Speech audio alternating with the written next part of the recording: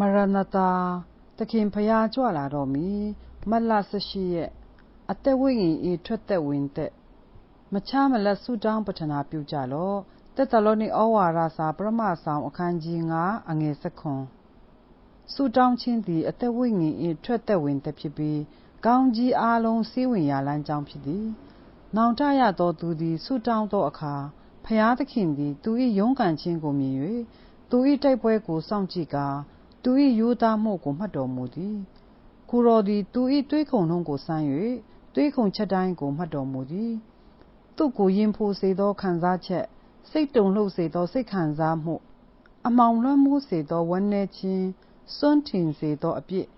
ရွေ့သွားသောအတွေ့သို့မဟုတ်ရည်ရွယ်ချက်ဟုသမျှကိုယ်တော်ထည့်သွင်းစဉ်းစားခြင်းမရှိသည့်အရာမရှိချေ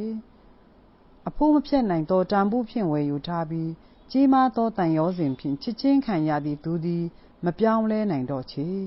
အသက်ဝိညာဉ်ယောဂပျောက်ကင်းရန်အတွက်ကြီးမြတ်သောသမားတော်ထံဆုတောင်းခြင်းသည်ဖျားသခင်ဤကောင်းကြီးမင်္ဂလာကိုယူဆောင်လာပေးသည်ဆုတောင်းခြင်းသည်အချင်းချင်းတော်၎င်းဖျားသခင်နှင့်တော်၎င်းပေါင်းစည်းပေးသည်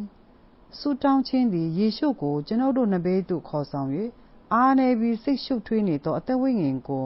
ခွန်အားသစ်နှင့်အသစ်သောကျေးဇူးတရားများကိုပေးလျက်ရှိသည်ကျွန်ုပ်၏ကယ်တင်ရှင်ခရစ်တော်သည်ကျွန်ုပ်တို့ကဲ့သို့စုံစမ်းခြင်းအမျိုးမျိုးကိုခံခဲ့ရတော်လဲကိုယ်တော်၌အပြစ်မရှိချေ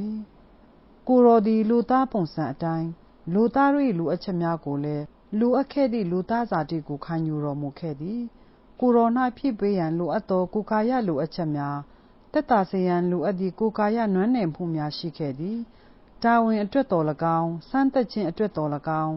ကိုယ်တော်ကိုအဖခမေးတော်၌တည်စေသောအရာမှာဆုတောင်းခြင်းဖြစ်သည်အသက်ဝိညာဉ်များကိုကယ်ဆယ်ရာ၌မိမိတာဝန်ဝတ္တရားကိုကိုယ်တော်သည်တစ်နေ့ပြီးတစ်နေ့လှုပ်ဆောင်တော်မူသည်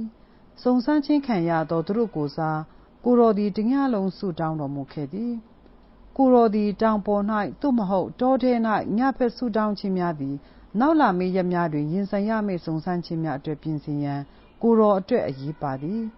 စာတန်၏စုံစမ်းခြင်းများကိုရင်ဆိုင်နိုင်ရန်စိတ်ဝိညာဉ်နှင့်ခန္ဓာကိုယ်၏အာရုံပြည့်စေခြင်းလိုအပ်ချက်ကိုကိုယ်တော်ခံစားခဲ့သည်ကိုယ်တော်၏အသက်တာအတိုင်းအသက်ရှင်ရန်ကြိုးပမ်းသူတို့သည်အလားတူလိုအပ်ချက်ကိုခံစားရမည်ကိုယ်တော်သည်ကျွန်ုပ်တို့အားငါ၌ဆေးကပ်လိုသောသူဖြစ်လျှင်ကိုငင်းပယ်ရမည်ကိုယ်လက်ဝါးကားတိုင်ကိုထမ်း၍ငါနောက်သို့လိုက်ရမည်ဟုမိန့်တော်မူခဲ့သည်